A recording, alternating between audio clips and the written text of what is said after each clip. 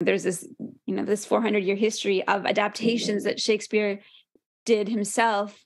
So I think the understanding of what's possible and like the heart of something and being able to tell these stories in different ways over many different aspects of time is really fascinating and thrilling. And I also love the idea of taking a nugget of one of these stories and then really morphing into something else. There's something really powerful in the heart of these stories, but also the characters and the many layers of what people do to each other. That's really at the heart of what these stories are. And I think why they keep being performed and being, seen as classics or, stories that live on.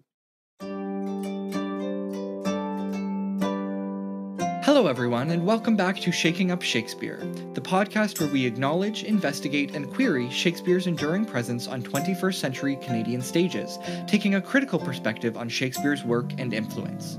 I'm Liam Lockhart-Rush, and I host this podcast alongside Dr. Marlies Schweitzer and Hope van der Merwe.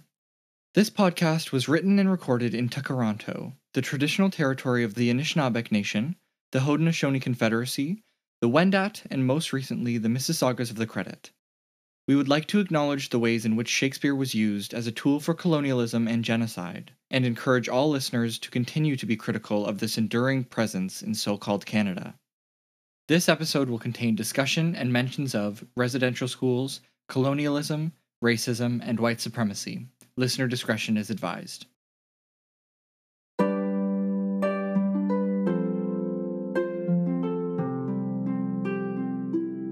This is the second of 2 episodes dedicated to unpacking the relationship between Shakespeare and colonialism. This episode will spotlight a few specific artists that have written and produced Shakespeare adaptations that complicate his colonial legacy and challenge his power, grappling with the usage of his plays and the man himself.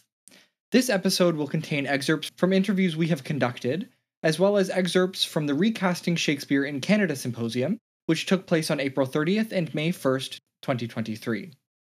This symposium was held at York University and was co-curated by Keira Loughran, Jamie Robinson, Dr. Marlies Schweitzer, Jeff Ho, Hope van der Merwe, and myself. The excerpts are from 2 roundtables, the first one being Recasting Shakespeare Through Adaptation, where moderator Jeff Ho spoke with playwright and director of Inuvialuit, Cree, and Dene Descent, Reneltta Arluk, about her play Powaghan Macbeth, alongside Erin Shields with her play Queen Goneril, and Kaitlyn Riordan with her play Portia's Julius Caesar.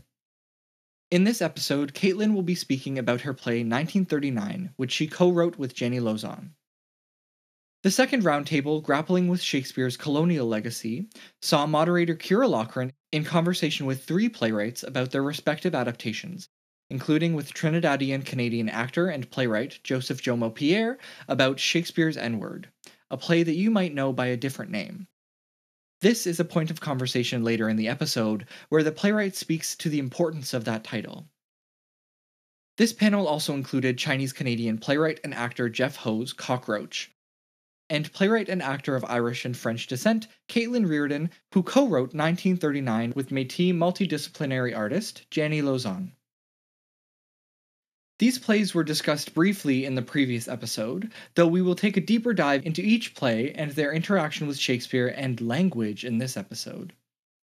The clip you heard at the beginning of the episode was by Métis Cree actor, playwright, and member of the creative leadership at Shakespeare in the Rough, PJ Prudat.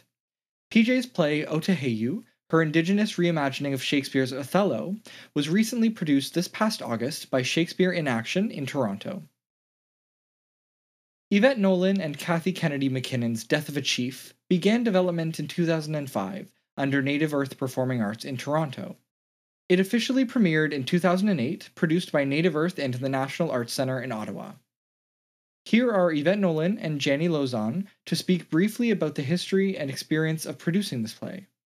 The big one for me was Death of a Chief, which was Native Earth's all Indigenous adaptation of Julius Caesar, which of course was my first Shakespeare. So there you go. We keep coming around again to it. Mm-hmm. But when we were looking for something to do as Shakespeare in an Indigenous theater company, Julius Caesar made sense to us as a play, as a story, because it's about power, it's about community, it's about how we choose our leaders and how our leaders fail us and how cyclical that is, and the power of, populist power. So it was like it spoke to us as Indigenous theater makers. So it was an easy adaptation in a bunch of ways. The things we did to it, like it's mostly Shakespeare. It's like 99% Shakespeare text. There's some language in it. There's some English in it. What we did, the adaptation part, was like move the scenes around and make scenes happening simultaneously. We changed the genders. So Caesar is a woman, Mark Antony's a woman, Cassius is a woman, because we were also talking about what we've lost in our communities in terms of matrilineal power. We were talking about land because so much of Shakespeare is about land, right? They're always fighting over land. So that speaks to, the indigenous experience, of course, is like power and land. Yeah. I've had a chance to do Mark Antony with Yvette Nolan and Kathy Kennedy McKinnon. Kathy's been such a big champion of inclusion in Shakespeare on so many levels that, Death of the Chief was such an incredible experience because we were solely looking at the experience through an Indigenous lens. And it was just, it was hard. It wasn't easy. It was very challenging for me anyway, playing Mark Antony and being able to really dive deeper into exploring what that meant for me was a really fantastic experience. And we, when we were adapting it, I wanted to stop after Cry Havoc after that speech. And Kathy, my co-adapter and co-director, Kathy McKinnon, was like, no, we can't. That's not the whole story. We have to, come around again. She convinced me that we did. But I was like, but it's the same story. Now we just elevate a different leader. And she's like, yeah, kind of the point. So we did do it. But it was it was great. And it was, it was something we made together. Like, we had workshops over 3 years with different groups of actors coming in and playing with the text and talking about what we wanted. And then even in the process of rehearsing it, we had to stop the rehearsal process to talk about the values of this place that we had made, this Rome, Ontario, because we had placed it kind of in, 6th territory. Mm. And we stopped and talked about, if we could be healed, what would the values of this community be? And that was really fruitful and really useful and informed the thing that we were aiming at in Death of a Chief and the thing that we had felt we lost. I mean, it was interesting because during the development process, we all played the roles, like women played, Caesar and etc., and guys played everything. But we hadn't made a choice about whether they were women playing men or whether they were women playing women in those roles until very late in the process. And then when we decided, it was like, no, they're women. So we're talking about the matriarchy. We're talking about rematriation in a bunch of ways. And that changes everything because women's experience in the world is different from men's experience in the world. And especially, we started making this. We premiered in 2008. So we started making it like 2005. So it's almost 20 years ago. Mm-hmm. And, this is all pre-Me Too movement, but not Me Too, not the reason for Me Too. We had all grown up in this world with the power structure as it is. And putting women in charge was a kind of power. But then it's also like, what have we learned? Would we be better leaders than the men? Or would we fall into the same traps because power corrupts? Here is Yvette's response to a question around radical directing in Shakespeare. I think radical is the key word. And I mean radical is at the root. So I think the best productions are the ones, this seems so self-evident, but I'll say it anyway. where people know what they're saying. Like, so the trick is, and the reason we ever did Death of a Chief, the reason we did the adaptation of Julius Caesar was because the actors wanted the tools. They wanted the text tools. They wanted to know how to use the language the way it was laying on the page. And so we did an intensive with Kathy McKinnon where they learned, where they sharpened their Shakespeare tools so that A, they could get auditions for Shakespeare, B, they could, book the parts, and then C, they could be on the deck knowing what they were saying and having everybody know that they know what they're saying. So for me, that is the most important thing, is understanding what it is you're saying, because once that is clear, then however you position it, then you can actually be in conversation with your audience, as opposed to just being like a cute production that, where the Indians are fairies or whatever the cute thing is.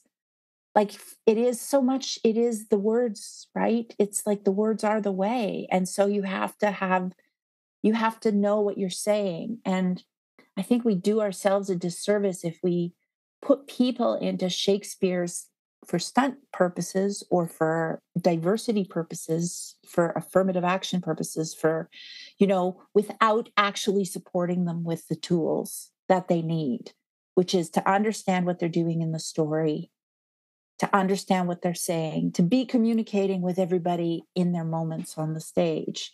That's radical, but radical at the root, right?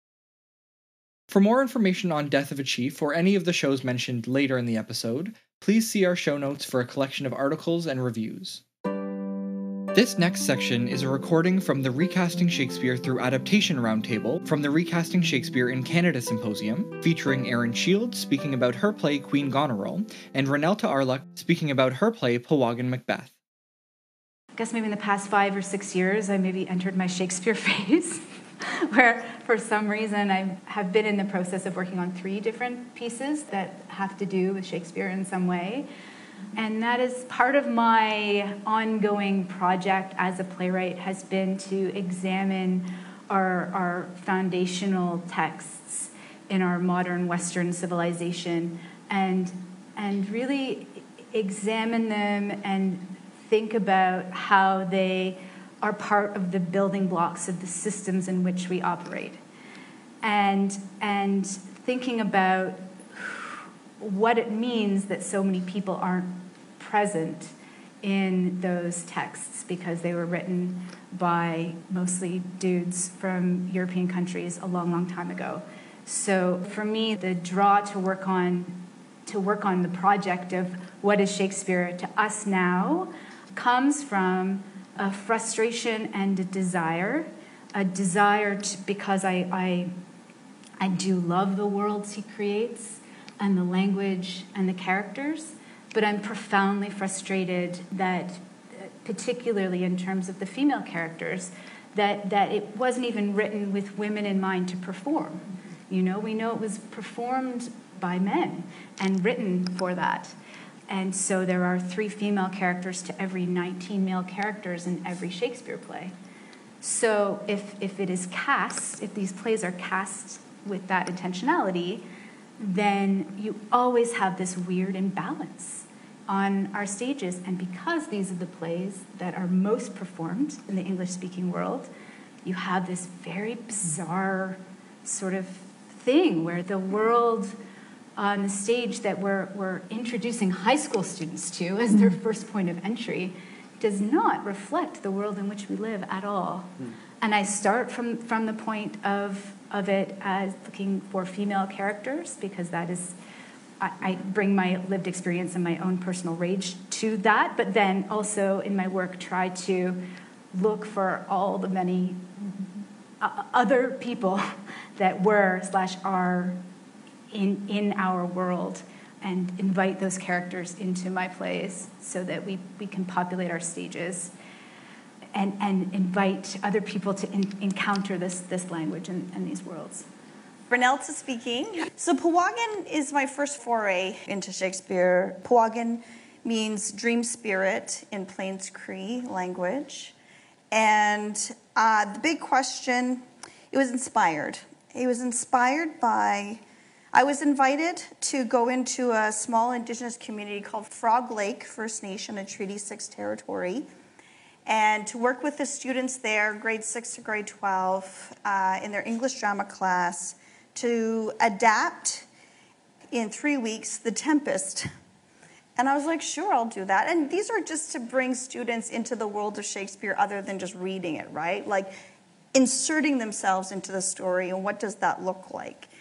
And so I was like, sure, we could do The Tempest. Not something that I'm really interested in. I haven't done so much of a deep dive into it, but I just felt like the character of Caliban is a bit complex and probably problematic from an Indigenous perspective. And I just was like, okay, how do I talk to a bunch of res kids about the problem of Caliban? Maybe that's not the right process. Thankfully, they came back to me and said, we don't want to do The Tempest. We don't relate to it. Which I was like, thank you. But we do want to do Macbeth. And we want to use the cannibal spirit as Macbeth because of the greed aspect. And I went, okay. We've just presented two problems for ourselves. Not problems, potentials. Is that the power of the word, M, and then the power of the cannibal spirit, W. And I can't say it because there's no snow on the ground, and I'm just recognizing, honoring elder teachings that I got with this work. And so it's the cannibal spirit that you see in Game of Thrones. It's the cannibal spirit you see in Antlers. It's the cannibal spirit that you see that's highly appropriated in non-Indigenous culture. So when we went there, I reached out to the elders in the community, and I offered tobacco, and I said, could you come into the school and talk to the students about this creature? Because we're going to explore it for 3 weeks, and I just want you to know what we're doing. And if you have any thoughts about it, you can share it with us. But it ended up being a highly positive experience. The elders shared lots of stories about it. And in turn, the youth shared lots of stories with the elders. And it became this beautiful cultural exchange of stories within that area. And then I went, oh, okay. And so we dove in. And of course, it never really actualized itself because you only have 3 weeks and you're dissecting Shakespeare with students that, haven't been exposed to it as in-depthly. Usually that's their only engagement with Shakespeare. But what it was 75 members of the community came out. The young women wore ribbon skirts, and the elders came in and brought ribbon shirts for the young men to wear. And I always say this, you'll never see a better costume than a full-length eagle headdress being worn by Macbeth. It's not Macbeth, it's Matsuko-san, but I said I'll never see that anywhere on any stage as amazing as that was. And it was so positive. So then I thought, well, I'm gonna see if this can translate into a professional perspective. What if I do this with actors in a space, and we bring in knowledge keepers. Actually, we didn't bring them in unpurposefully. As I started talking to elders about it, because I was like, well, I should probably talk to them if I made these young people talk to them. So I talked to Jerry and Joanne Saddleback, who are wonderful Cree elders, and they said, all right, we're not going to gatekeep you, but you have to smudge before every gather and at the end of every gather. Just because if you want to honor and recognize that spirit, you have to honor and recognize that spirit well. And I was like, and you have to keep your people safe. And I was like, okay, we'll do it. So we do that now. It's just in the show. And so as I started working on it, I looked at it, and this is like a helpful visual from Dr. Lindsay Lachance in Indigenous dramaturgy perspective. Say I had a trap line in the north.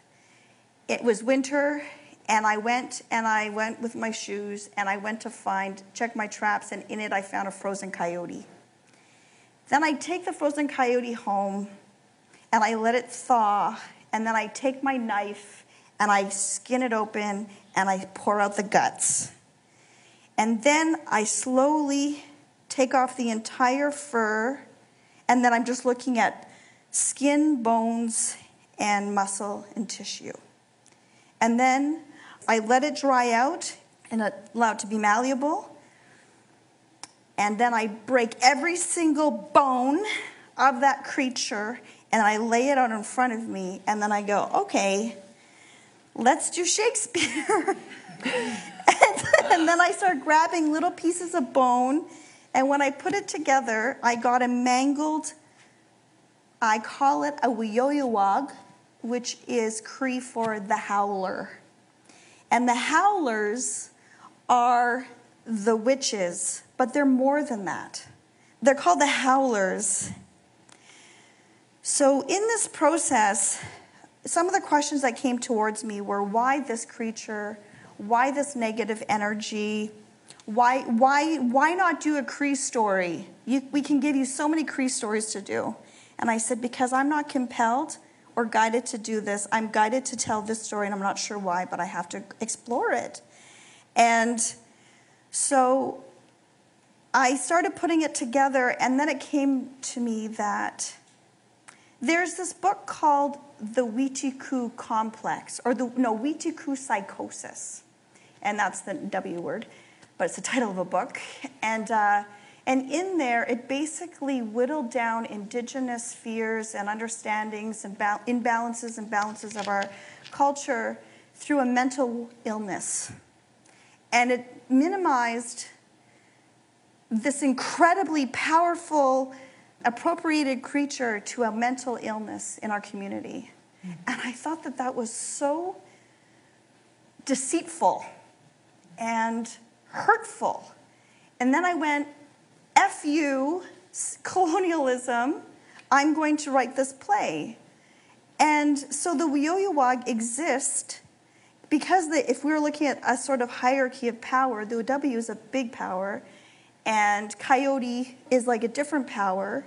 But the howlers are in between the real world and the spirit world. And actually, Darlene Auger, who's our knowledge keeper, one of our knowledge keepers, and language translator or language adapter, said, Reneltta, the Wioyowag don't exist in our Cree cosmology. And I was like, yes. She's like, so I'm going to just interpret them as like half spirit, half earth. I was like, they're mangly. And so they come out as like scavengers and pitiful and really poor looking. But they're doing that to create this space for the W to come. And as the W gets more and more powerful within the play through these two main characters, they get richer and shinier. Like they're wearing shinier things. And to me, it was like, if we look at a Cree culture, we're always, or indigenous perspective, we're always celebrating the great and the good and the positive. But we never lived in that world. We lived in a very balanced world where one had to work with and engage with the other. And I went, well, that's why it works, because it doesn't glorify anything. It's really deep. And if we're looking at our own history, Powagin is set in the late 1800s in Treaty 6 territory when Cree were agents of their own selves. They were sovereign. They were allied with the Stoney Nakoda. They were battling with the Blackfoot. And Métis were just forming a form of rebellion. Sir John Franklin existed. Ontario had already Indian agents. But they were coming. They were coming for us. And this was the HB existed. Of course, the church existed. But this is where people got to live in their full selves. And I just wanted to create that conflict within our own cosmology without putting a hyper lens of colonialism on it. And the other big purpose of it was that I think we have to create space for Indigenous youth and school systems to see themselves in these stories, because these stories aren't going anywhere, right? Mm-hmm. Shakespeare is not going to leave the education system, and that's okay. I think Shakespeare is prolific.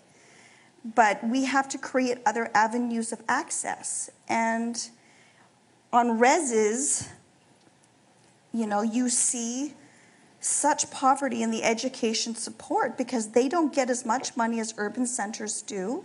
So you're asking, but they don't get more support to help them be successful. So they're expected to rise to the same level as an urban center when they don't have paper towel in their bathroom, when they don't have doors in the bathroom because of violence or whatever. They're giving food to help because they're not wealthy nations, right? And so how are we helping elevate these stories to become accessible? And so that was just another driving force. Like, you know, you get bombarded with all the reasons why, but in truth, it's a need. Responding to moderator Jeff Ho's question about the different labels that adaptations can take on, like reimagining or takeover, Reneltta responds with her perspective. Takeover just made a lot of sense. I know it's bold and, you know, sometimes you're supposed to be real humble, but I think it is a takeover because it's decentering the narrative through an Indigenous, specifically Plains Cree perspective. And I went, that can't be an adaptation. It shouldn't be an adaptation. It's a takeover. It's a total, like, give this, it's mine. And now, well, not mine, but like, it's not ownership, but it's something that we're going to explore as a community, you know, and dissect and put together as a community. And that, to me, can't be an adaptation. This next section is a recording of the Grappling with Shakespeare's Colonial Legacy roundtable from the Recasting Shakespeare in Canada Symposium, featuring moderator Keira Loughran, Joseph Jomo Pierre, Jeff Ho, and Kaitlyn Riordan. I was interested in finding out more about your personal relationship to the canon and this idea of colonialism that is inherently, for many, in the canon. What did Shakespeare and his work mean to you when you first conceived of these specific plays? So where were you at with Shakespeare? It's very interesting that this studio space and the rehearsal hall right beside it is really where the genesis for the play took place. The symposium took place in the Joseph G. Green Studio Theatre at York, with the acting studios Joseph is referring to right across the hall. We were doing our Shakespeare studies. I had the opportunity to play Erin, who I had never heard of before. As a young black man coming up in theater, in the fine arts, Othello is the black man that you hear of, right?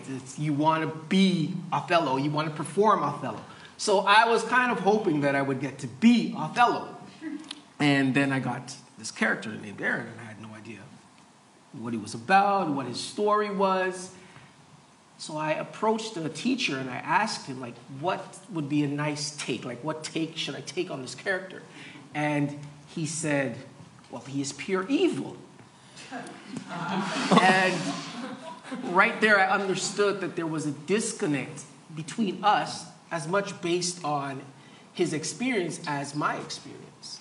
That the things that I saw in this character was not as much, the connection wasn't as strong. I envisioned the character that said, in a white world, is black so base a hue?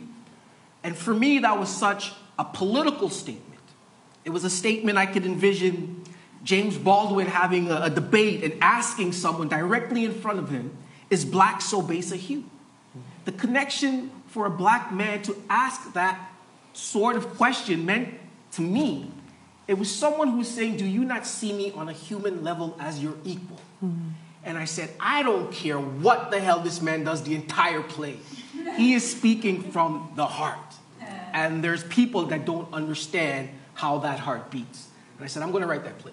Mm-hmm. I'm going to write his voice. I'm going to give him a chance to explain what's happening in that play. And it didn't happen for like years and years and years. Because the form and structure, I didn't get it. But I knew that I had to write that play because there was this separation between experiences. Great. You know, when you asked me to be on this panel, I was like a little like, you know, as a white settler, is this space I want to take? And that's a question that I asked myself a whole lot when Jani and I were writing 1939. And Jani's not available to be here today, otherwise I know she would be. But I feel honored to speak with her because we spent so much time together, mind melding to write a play together and to be on a panel with you two, both of your plays I admire so much. And also just to say that question that I asked myself throughout the process, like, is this a topic that I should be engaging with? Do I have a right to be here? Am I doing harm? What is my responsibility? Ultimately, where I landed was that I have to be at the table as well when we talk about reconciliation, when we talk about the impact of colonization, because I am a part of it, because I am very much an embodiment of settlers or newcomers, as Bev Sellers calls us. And so I just wanted to put that out there, because there are a lot of people in this room who could be speaking to this topic, and who I would love to hear speak about this topic. But I also accept the offer to be here and speak about it, because I believe that we all need to be a part of this conversation. So, yeah, thank you. So Cockroach started as a different play entirely, and it was a complete mistake. It was through this commission, through Repercussion Theatre, 2017, I don't remember, quite a while ago. And for this pitch, for this commission, I had talked about how I would love to approach Shakespeare as music. What would it be like to offer multiple, multilingual translations of, say, a speech or a sonnet, and just have the languages be interlayered or a harmony? It was completely conceptual. For me, I always approach language as a native Cantonese speaker, even with English. So I was like, oh, Cantonese is so staccato, and then like something like a French translation can flow. So it was great. We went into workshops with these diverse and bilingual, trilingual artists, and they so gently prodded me towards, before looking at our tongue, look at yours. And so that night, I was just like, oh my goodness, that's so true. And I typed up the whole third part of Cockroach, which was the boys chapter. And it really became a conversation around language, around Shakespeare's prominence in my education to become an English speaker, but also the way that I wrestle with it and wrestle with English as a whole, as a tool of colonialism. I'm from Hong Kong. We can get into that history at another point. But the conflict between Cantonese and English that exists just by me existing. And that's how Cockroach came to be. I was tracking a bit I was like, when did I first hear the term decolonizing? Like, what is decolonizing? And I believe it was my partner who told me about Decolonizing the Mind, the book by Ngugi wa Thiong'o, a Kenyan writer and theater maker. And the premise of the book was all about language. And the question there within looking at the colonization of Africa by both French and English of can you engage in decolonization without looking at language, which is a theme that runs through all of your plays. And maybe before just we could just touch on that in context, even as we were talking about, I'd asked Joseph before the panel, what should I call your play? Because it's not called Shakespeare's N-word, but that was the language that I was comfortable to start from in 2023 in this room today in conversation with you. And similarly, just the role of language, the fact that you are writing in English, but that you're coming from these diverse relationships through these projects to that. So interestingly enough, the idea of saying the name of my play in 2023, as opposed to when I wrote it originally, I would have no idea that this is where we would be, that there would be, that in some ways we haven't moved as much. And the title is a character for me. My titles are the first thing you see before you actually get into the words of the play. It sets the tone. And at that time, there was a very heavy movement to stop using that word. But I come from a culture, a hip-hop culture, where it's not that clean or clear-cut how we use that word with each other. And for me, there was something wrong about trying to suppress a word and the power that a word had. And then I was using that with these two male characters who sat on different parts for me. There was Erin, who I sometimes feel like I am within the theater community. And then there's Othello, where my tongue gravitates to when it comes to art, right? So the title spoke on two different levels. It was about the relationship that you're going to enter within the play, but it was also about the power of a word. I envisioned originally that as everyone went to the front of house, as you entered the theater, you'd be watching a screen and watching people have to order their tickets. That was theater. Yes. Their relationship to the language and the word and what they were bringing to the theater as they sat. Not a lot of people noticed that I was the writer back then. So if I go to the front of the house and I hear someone saying the name like 50 times, like, can I have tickets to Shakespeare's Nigga? That'd be 2 for Shakespeare's Nigga. And like really saying it. That was interesting to me. For me, it was like, as a community, this is something to explore. Right. Someone like yourself being afraid to says something about our time. I think as creators, as much as we write plays, we are really speaking about our time. And our work doesn't just happen just out there in nowhere land. It's here. And if we're grounded in what we're writing, we're actually saying something deeper than just what's in the play. As it pertains to the language, if English becomes my mother tongue, that is my mother tongue. But the rhythms of my heart is a completely different thing. So I may use English, but my passion is somewhere else. I'm a child of hip-hop culture. There's a rhythm to us. I'm West Indian. We speak in a rhythm. So the language is the language. But that does not mean that we can't own the language that's taken over as our main mother tongue. I agree and have a similar experience. For me, and also in a lived experience kind of way, language has been power. It's been utterly transactional. I immigrated to Canada in 2001, and the rest of my family still holds an accent. The way we traverse our lives are very different experiences for that reason alone. The sound of language, the sound of your competence with English is transactional and an indicator of status. And that's something that in Hong Kong, being raised to try to outdo the other kids in your class in English class, it was something that I discovered that I internalized. I internalized my own perception of others based off English.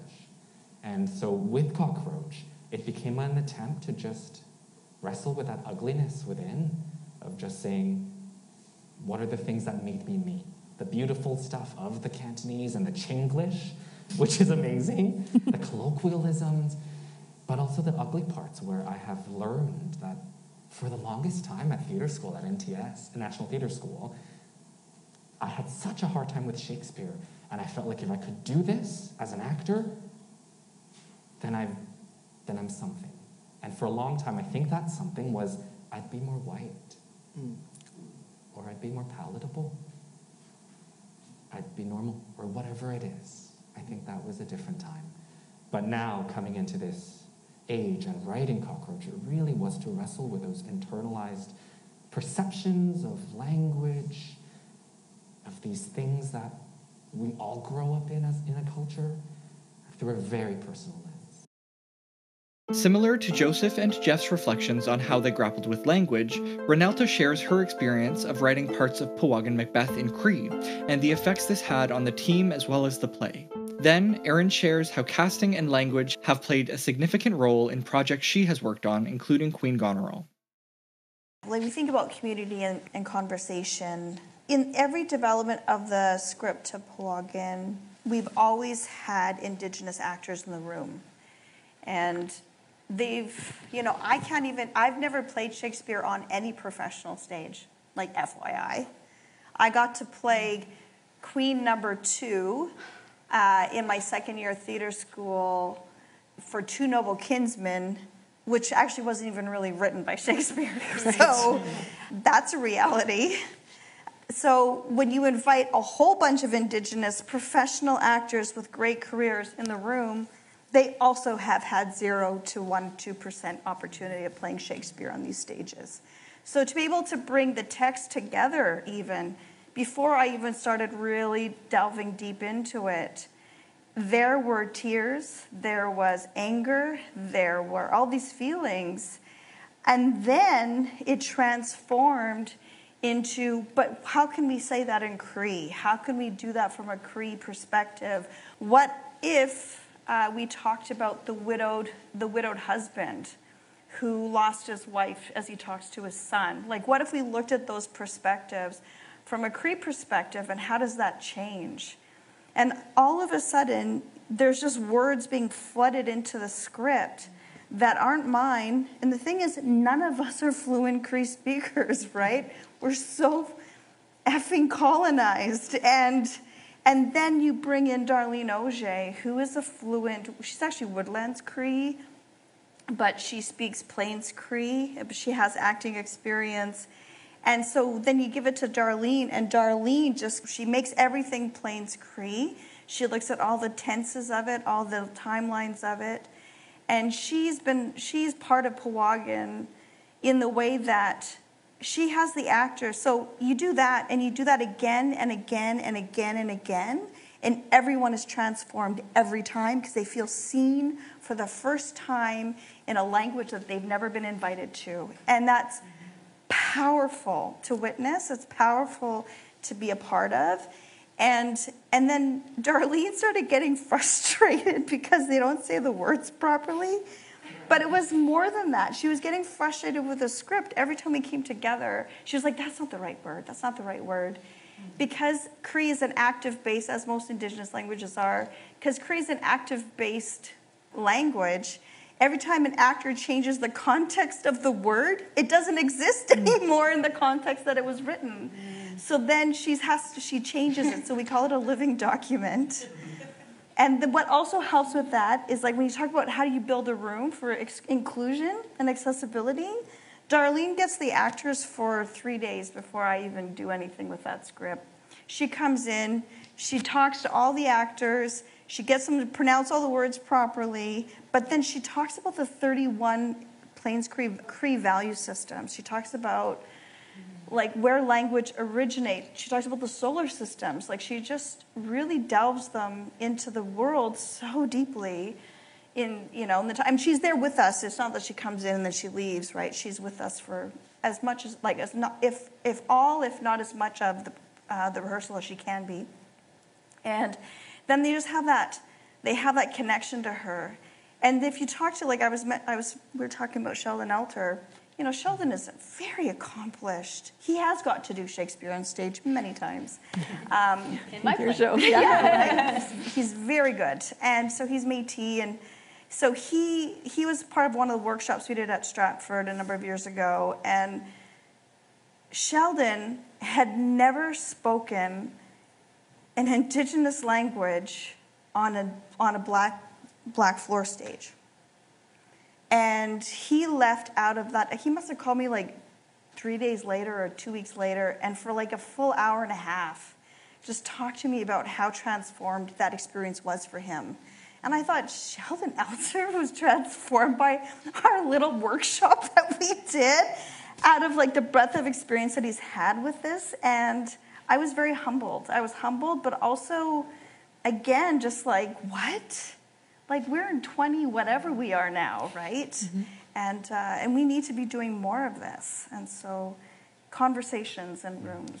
Yeah, absolutely. This is Erin speaking. The conversations in the rooms, I said at the beginning, the place where I've sort of started and start a lot of my projects comes from this sort of desire for female representation, but particularly in the past 5, 6, 7 years, I'm like, and what else?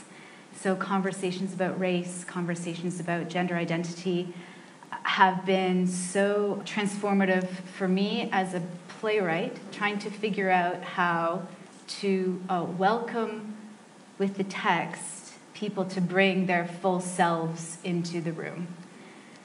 So I'll just talk a little bit about casting. That's the name of the whole thing, right? I think we're in a moment now where the status quo for casting Shakespeare is sort of colorblind. Put that in quotation marks.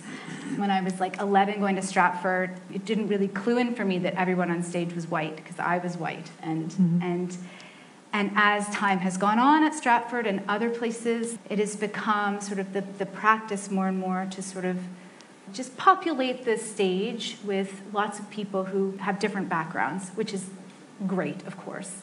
But if you don't, I have watched with the past shows, Much Ado I'm working on right now. We started that in 2019, and we're about to put it on stage in 2020. and then. And in that play, that was the case. There was sort of colorblind casting. And then you get to moments where you're like, because nobody has actually considered what it means to have black bodies, white bodies, Asian bodies, like different bodies saying these words, you get into moments where you're like, wow, that's not working. So for example, there was one scene where Andre Sills and Caleb Alexander, who are both black actors, were being yelled at by two older white men and being called boy, boy, boy, over and over again. And nobody had read the script beforehand with those actors in mind to go, whoa, all of a sudden there's this whole other connotations that are being brought and put upon this moment in the play. And of course, those actors were the ones that pointed it out. I was like, wow, okay, great. So now, 3 years later, we're revisiting that play, that scene. And as part of my job, I have sort of gone back through that text and really tried to examine it, particularly in terms of racism, and sort of change the word boy. But now there's an older black actor who's speaking that text. And he goes, why do we change the text? And I'm like, oh, okay, right. And so because the casting had changed, the context had changed, looking at it again, the first time we did it, there was a white actress playing Hero. Now there's a black actress playing Hero. And I hadn't realized how many references, first of all, Hero is described all the time, and almost always described as fair, sometimes meaning, sometimes it's very clear that it means beautiful, fair means beautiful, and often it's like, no, fair means white in this circumstance. So that has been really illuminating for me as somebody who's trying to write for lots of people. So with Queen Goneril, I really was thinking about this notion of casting and this notion of creating a script where people can bring their full selves to it. So I wrote a trans character into the play, and it was absolutely necessary that there was a trans actor playing that role. And of course, in the room, he gave so much information that affected the text, obviously. With the three daughters, even earlier on in the writing process, I was talking with the director, Wayne Mangesha, who's a black woman, about how, there could be the choice that they're all have like different racial backgrounds, the actors, or what if they were all black? What does that do? And we made that decision, and it did a number of really, really amazing things. Number one, it conjured a mother, an absent mother. So rather than having sort of this vague notion of who this mother was to these three girls, it was like this mother was welcomed into the space.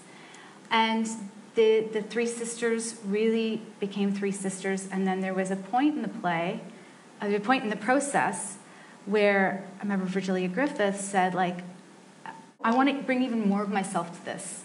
How can the text reflect that? And I was like, oh, wow. It was complicated, because as a white woman trying to write for black women and wanting to do that well and wanting to do that authentically and being challenged by the actors and by the director to do that was both scary and vulnerable and amazing, because what it required was a lot of conversation and time going through scenes, working together, finding out what language would help these women, these actors, bring their full selves to these roles.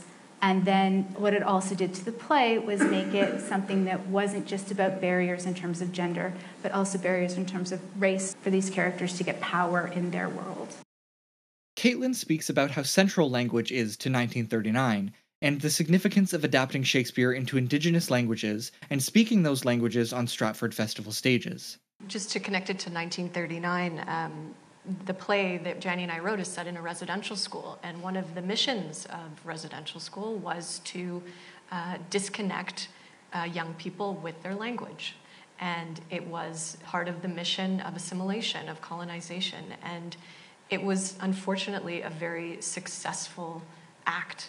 And it's so complicated to think about in the context of Shakespeare, because Shakespeare does represent something very specific language-wise. So in our play, one of the things that the students end up doing as they adapt All's Well That Ends Well is the students who do speak their language, because not all of them do, put it into the play and end up translating. One of the characters is Mohawk, and they translate their text into Ganyaga. So there's a section of Shakespeare translated into that language. And I think, as Reneltta was saying in our last panel, like, we have to hear these languages on these stages. And it felt significant that language was being spoken on the Studio Theatre stage in Stratford. And as far as we know, probably maybe the first time that language is being spoken as an adaptation of Shakespeare. And there was also Anishinaabe that ended up in the play. And that also came from Elder Liz Stevens, who talked about language is culture. And that was a new one for me. We learned a lot working with elders and doing the research that we did.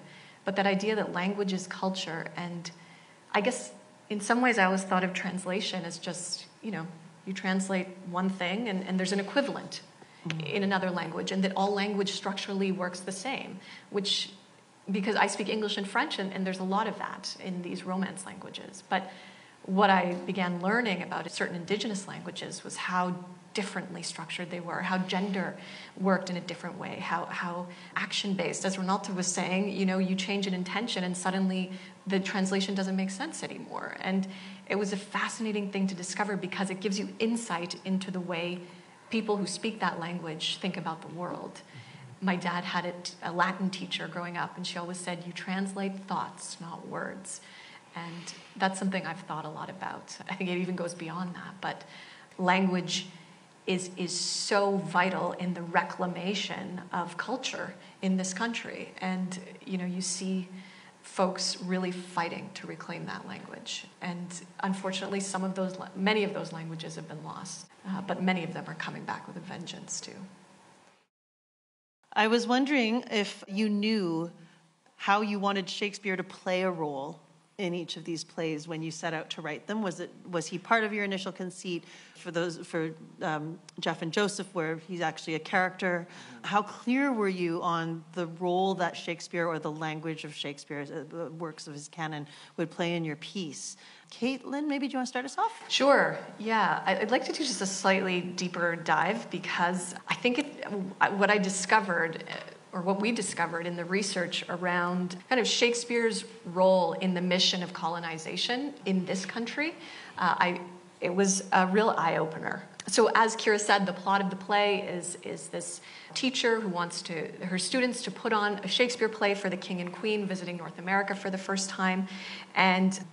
But her idea of how to do that is, there's only one way to do Shakespeare. And as Lisa said earlier this morning, that way is essentially performing whiteness, right? It is, in her mind, a very upper crust British accent. There's a stiffness to it. It is declamatory. It is very posh. And ironically, Shakespeare probably wouldn't have recognized that as a way of his plays being performed or sounding like the actors of their time either. It's actually a Victorian version of it. And it was brought over by the touring companies in England who toured North America. And we all got imprinted, like, oh, that's how you do Shakespeare, right? So what ends up happening in the play, the journey of the play, is that the students are being kind of boxed in by this notion and trying to teach them to do it this way. And ultimately what happens is that they end up embodying their living culture through the adaptation, bringing their worldview, their language, song, and dance. And that's done kind of through the magic of theater. There's a little kind of help in that. But the way that Shakespeare really played out in this time, and why Jani and I were so curious about exploring it in this setting, was realizing that Shakespeare can Shakespeare be used as a tool of colonization, and at the same time do the things that he did for us, which is we found breath, we found humanity, we found empowerment, we found life. Very early on, I think there was a need for me to have Shakespeare in the play, partly because it had to do with the relationships between the Othello character and the Erin character, and that it came from the same mind, right? But before that, there's a reality and a realization that I have made as an artist, as a person of color in this field. And you have to accept the fact that these things were not made for me.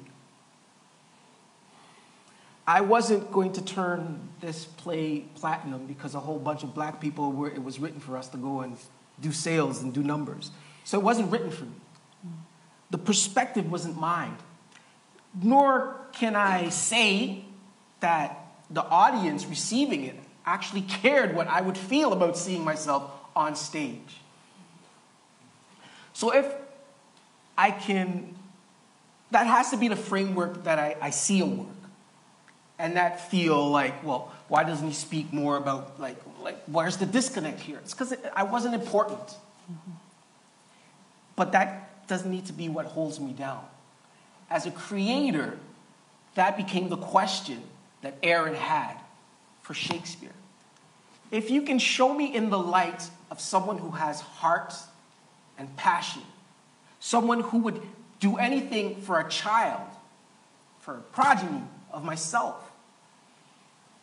then within the compass of just humanity itself, you could have asked more or demanded more.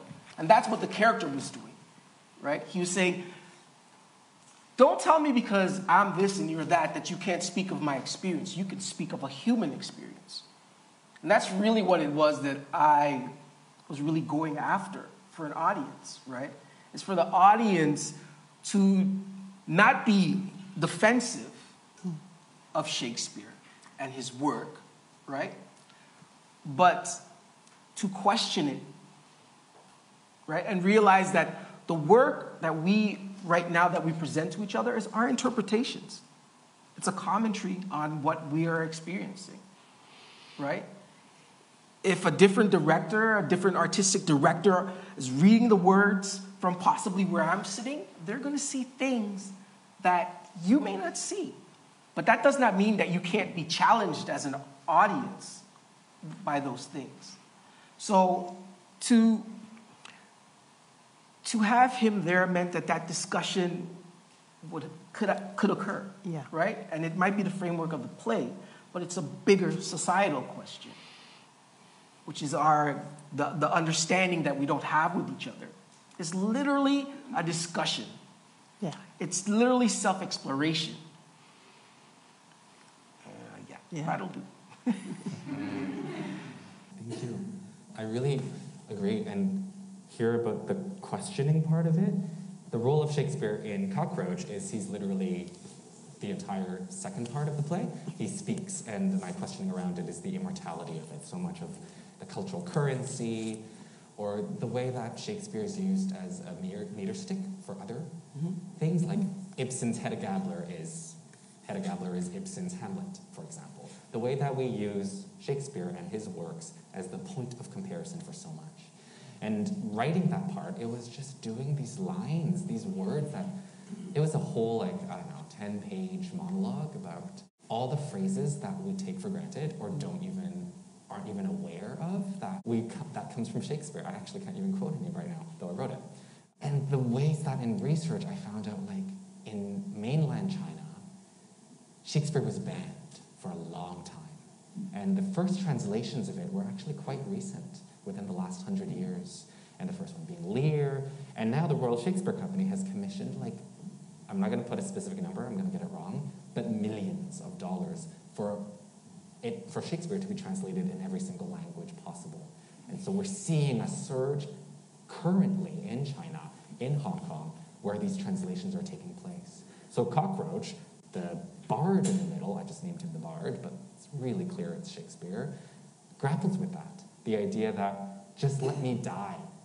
And he can't. The question of immortality of just let me go. And while trying to be let go, he's rifling through the same language that he invented. And what a qualm that would be. And the ways that we interpret it post the fact, like in this trial, things that we don't intend or do intend. And so I'm rambling here, but the profundity and the prominence of it. When Cockroach was opening at Tarragon, I was in New Jersey opening Prince Hamlet. The same night that in Cockroach, to be or not to be is a refrain, that was being said, I was Ophelia. And so some moments of fate and destiny like that, how do I articulate that as an artist? And all I can do is, as a creator, is to ask those questions. Shakespeare's paid my bills, but he's also been a huge thorn on the side of my ass. But he's also paid my bills in this pandemic. So how do I wrestle with that? As a person of color, as a queer person, as someone playing Ophelia, and I'm, a different gender. It is through this constant questioning. And part of it, I've played around or had mischief with the concept of immortality that we place on Shakespeare, this pedestal, so to say. But that's the role he has in my play. Back to Reneltta to speak about what she has learned through the process of adapting Shakespeare, and Erin, who shares her perspective on the conversation her work has with its source material. Yeah, I think it's giving yourself permission because, Shakespeare shared other people's stories as his own, right? There's a permission to destroy and rebuild his work and not to feel bad about it. Don't let academics make you feel bad about it. Don't make your professors make you feel bad about it. Don't make actors make you feel bad about it. Just give yourself permission to explore the work as you feel compelled.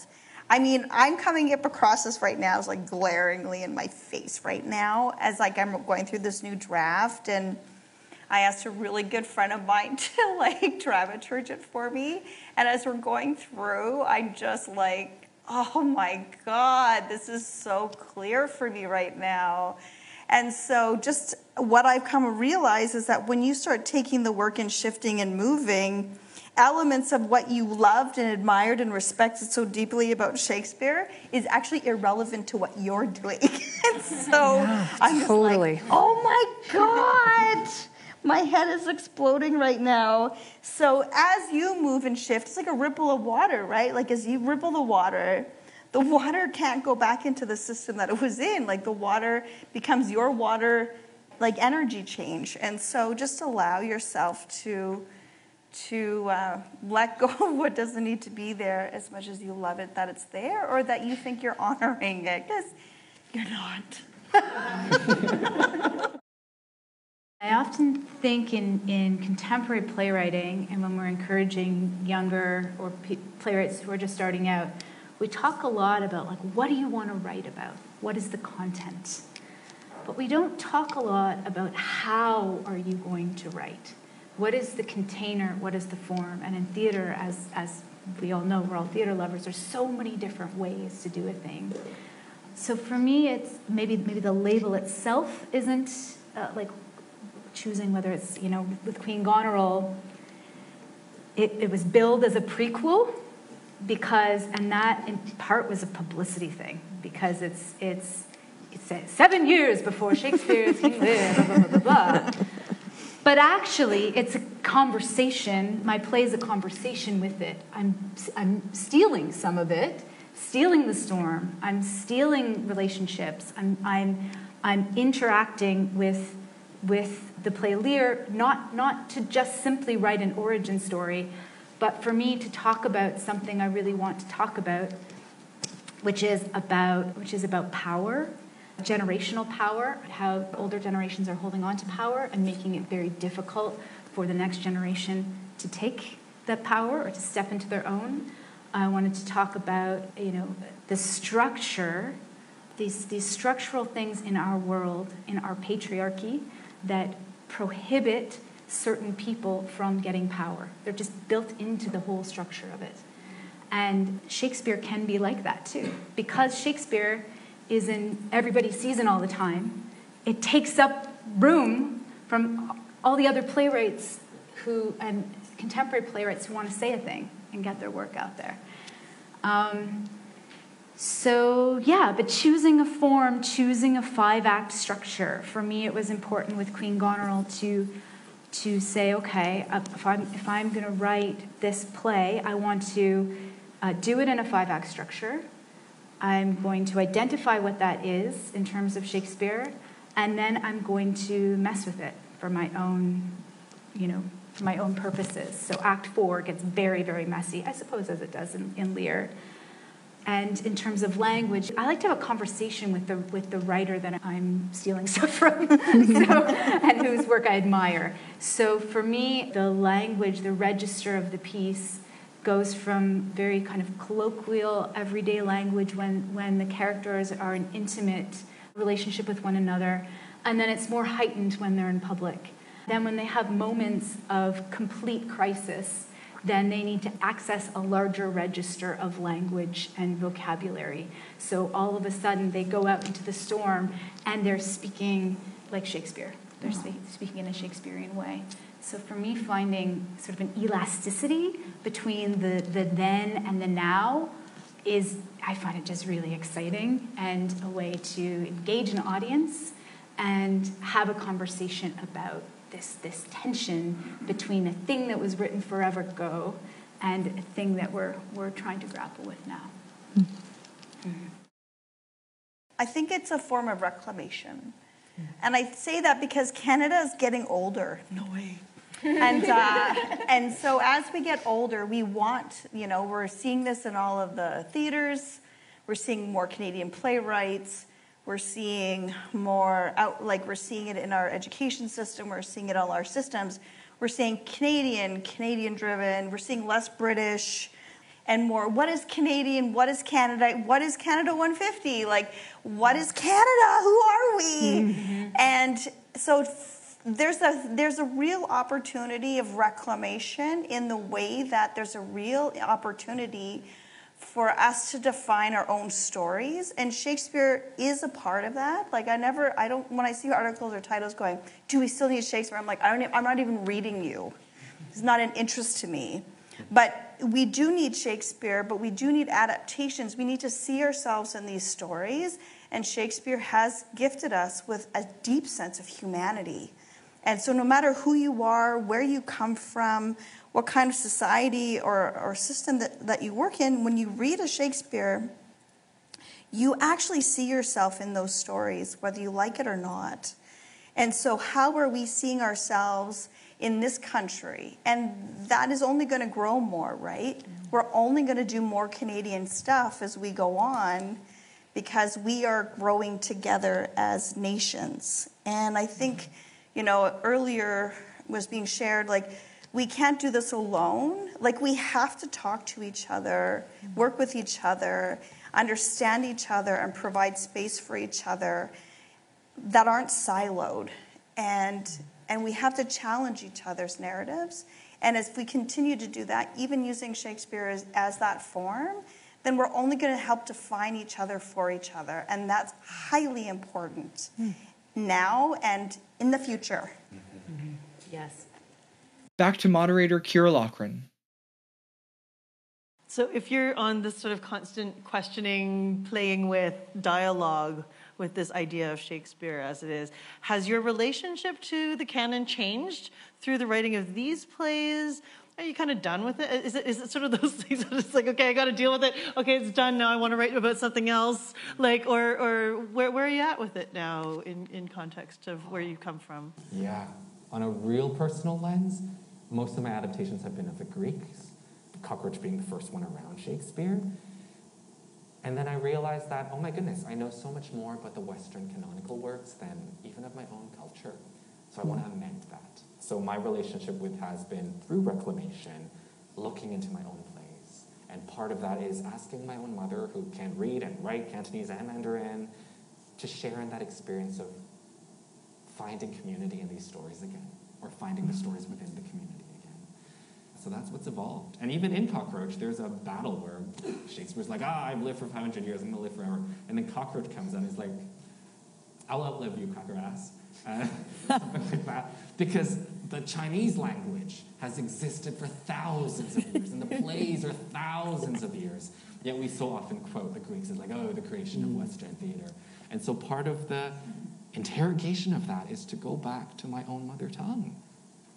Cool. And so that's where it's evolved, is that I have fallen in love again with what I was raised to hate. Here is Kaitlyn Riordan reflecting on the process for 1939 and the leadership at the Stratford Festival. So at Stratford, 1939 is in a lineage of plays led by Indigenous leaders, including Dean Gabry and Reneltta Arluk and Jessica Carmichael, who have helped pave the way for the acceptance of things like smudging in the room ceremony, bringing in elders and knowledge keepers, and working in a different way. And so we were entering a very white space that also has, for a long time, upheld that idea of there's only one way to do Shakespeare, with British accents and a certain stiffness, and that has certainly evolved. But that was a big part of what that institution was for a long time. And so we came in with a sense of, okay, we know we can do certain things, and then Jani fought for other things. So beyond that, one of those things that Jess had done with the Red Sisters the year prior was a reflection space. And Tom Wilson has a visual art piece about his family, his ancestors, going to residential school that was a part of that space. We had an incredible facilitator, Kelly Fran Davis, there. After every single performance, there was a circle of chairs. People were invited to come and talk and reflect.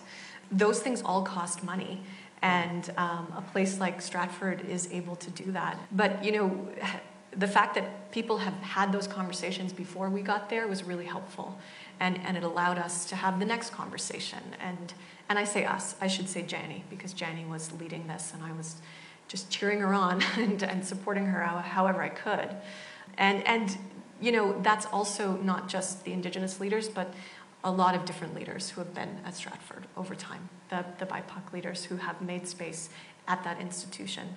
So Stratford did commission the play eventually, but the play was already in motion when they commissioned it. And people are like, oh, I see why you wrote this play for Stratford. And Jani and I are like, no, we wrote this play for ourselves. Like, this is the same play we would have written without the support of the Stratford Festival, because this is what we were drawn to.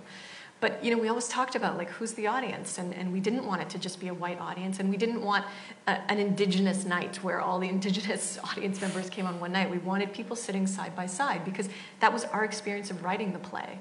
And so, with the help of the marketing team, they brought on Summer Brissett, who is based in London and who helped bring in Indigenous audiences. There was a local school board, that instead of teaching Shakespeare that year, they decided all the grade 10s, the grade 11s, would study 1939 instead. And they came to a preview with their elders, and the elders were there, and they came to the reflection space. We talked about it, and then those elders went into classrooms and had discussions with the students, and my mind was just kept being blown by the conversations. And I think just one last point is that the reflection space, whenever I was there, I sat in and just listened as much as I could. And what I heard a lot was white audiences were really uncomfortable with the humor in the play, because there is humor in the play. And the two white characters, neither of them are abusers. They uphold white supremacy, and they uphold the mission of residential schools, but they do it sort of in a way that I think a lot of Canada did, which was in a very uneducated way. And they were on the mission of Christianity and colonization, and they perhaps were not aware of all the amount of harm that they were doing. And that made audiences uncomfortable too, white audiences, because they're like, well, what do you mean? Why wasn't there violence in the play, for example? And that was a really interesting question to have, and one that we grappled with in the room also as the creators and the cast. And for me, as a white writer in this play, I really wanted white audiences to see themselves in those characters and go, oh shit, that could have been me. That is me. What am I doing to be anti-racist today? How am I supporting land back? How am I contributing to change in this country and to justice and equity? And by making those characters more nuanced in a way, I hope that it did that, and I think it made people really uncomfortable. And so that having the reflection space allowed some of those conversations to happen. And there's no answer. It was messy, but the support of Stratford and those extra parts of the play, those extra textual things that were in place, really made for fruitful conversation. When my co-hosts and I were compiling the episodes for this series, we knew that we needed to include some of these fantastic excerpts from the Recasting Shakespeare in Canada Symposium. The excerpts included in this episode provide crucial context for the conversation around adapting Shakespeare and the importance of centering language in the process of adapting and presenting these crucial stories. This episode also provides examples of excellent plays written by some of the leading artists in Canadian theatre. For more information on these artists and their plays, visit our show notes. In our next episode, Hope takes a deep dive into the play Hamlet, looking at different ways of casting and examining the female characters in the play, Gertrude and Ophelia, to grapple with the sexism and misogyny that often runs rampant in Shakespeare's works. Shaking Up Shakespeare! This podcast is part of Resetting the Stage, a 5-year project that seeks to situate debates about theatrical representation and the politics of casting in Canada within a broad historical context, advancing dialogue with directors, playwrights, actors, educators, students, and other creators who are actively transforming professional Canadian theatre and university-level theatre training. For more information on other aspects of the project, please visit castingcanadiantheatre.ca. Interviews for this podcast were conducted by Marlies Schweitzer, Jeff Ho, Liam Lockhart-Rush, and Hope van der Merwe.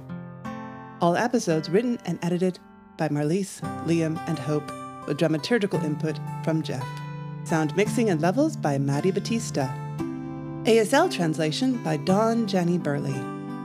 Original music by Faith Andrew. Special thanks to Charles Ketchaba and Will Innes at Fixed Point for support with training, development, audio equipment, and software. Shaking Up Shakespeare benefits from the following support: a Connections grant from the Social Sciences and Humanities Research Council of Canada, an exchange grant from the Social Sciences and Humanities Research Council of Canada, funding from the York Research Chair, and a York Research Support Grant. Many thanks to the wonderful people we've interviewed for sharing their important insights and perspectives. We could not have done this without you. Special thanks to our early collaborator, Why Not Theatre.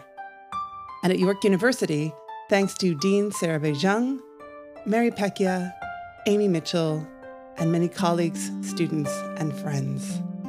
Thanks for listening to Shaking Up Shakespeare.